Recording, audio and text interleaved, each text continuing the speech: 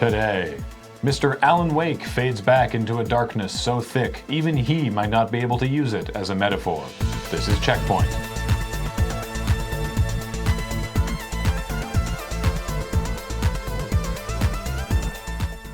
Welcome to CheckPoint, part of a healthy, balanced breakfast. Or lunch, or dinner, or midnight snack, I guess, depending on your time zone. You should probably also drink some orange juice or something. Nostalgia is a dish best served with spiders, apparently. Mexican federal police intercepted a shipment leaving Guadalajara Airport bound for Hanover, Maryland, containing a bunch of apparently bootleg Famicom cartridges. Upon opening the Famicom cartridges, because of course you do, they discovered not drugs or diamonds or anything so cliche, but each cartridge contained about 10 vials, and inside each vial was a live spider. 73 vials total. Despite the story being picked up by multiple outlets, and several of them mentioning that spider smuggling is not uncommon, no one has presented a reason why someone would need contraband arachnids that badly, so I can only assume it's a sex thing. Some people who play Nier Automata on PC love mods. Some of the people who play Nier Automata on PC hate paying for games. Unsurprisingly, those two circles overlap on the Venn diagram of people who just want to give 9S a hug. Anyhow, if you do play Nier on PC, you've probably heard of the FAR mod, a popular add-on that improves the game's frame rate and resolution scaling. The mod is unique, though, because it also adds a Steam API validity check, which means it doesn't work with pirated versions of the game. As the mod's creator, Kaladian, explained on NeoGAF, nothing malicious happens if you fail this check. You're just presented with an infinite license screen that you can click accept on, but since you don't respect licenses, the license doesn't respect your click.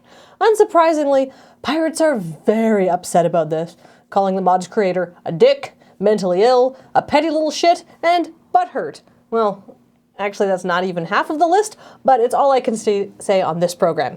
Anyhow, this Reddit thread of people complaining that the game they stole doesn't look as good as it could because they stole it reached 238 comments before being shut down by the mods after it turned into a witch hunt. So I argue, pirates, look within yourselves and discover that you are in fact the ones with the most hurt butts. A Destiny raid team led by YouTuber Gladiator182 has beaten all 4 raids in the game without dying and without using guns. Guns being the main way to hurt things in Destiny, the team was limited to supers, grenades, and punching. Lots and lots of punching. And it's like, what more is there to do? Like that again, but with Donkey Konga drums? How much more meme can it get? I've been kind of sad to see Destiny go with Destiny 2 slated for a fall release, but at this point, nah, the malarkey's gone too far. Just shut it down. Deadly Premonition, the standout entry in the overcrowded Twin Peaks-inspired open-world survival horror comedy genre, is back! As a board game? Currently on Kickstarter, the project has reached its initial $50,000 funding goal and is rapidly hurtling towards the $125K stretch goal of having the game's original designer, director, and total crazy man, Swery, design an all-new character. Maybe if they reach $200,000, they'll include some tabs of LSD, so you can be just like York and talk to Zach and see initials and cups of coffee. On Friday, developer Remedy sent out a tweet that their game Alan Wake would be pulled from both physical and digital retail as of today. If you already own it, you'll still be able to download and play it, but you won't be able to buy it after today. The issue surrounds expiring music licenses for tracks used in the game, and I'm guessing there were 7-year agreements considering that Alan Wake released 7 years ago yesterday.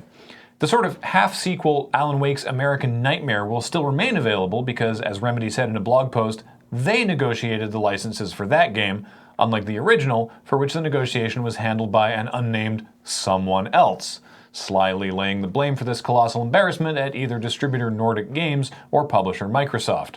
Considering the game's themes of light and darkness, it's no surprise that Remedy is so skilled at throwing shade.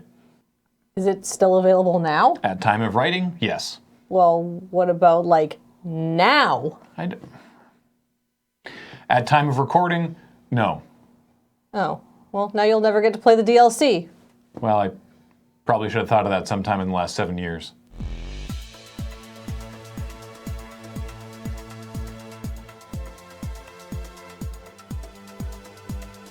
Coming up, the developers of Parappa and Gitaru Man are teaming up to kickstart a new rhythm game called Project Rap Rabbit.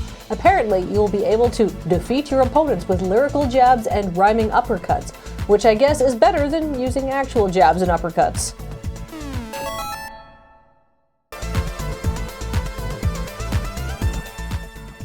Welcome to CheckPoint. Puerto Vallarta! Hey, Vallarta. let's go on a cruise! We've all won. Goodbye. Let's start that again.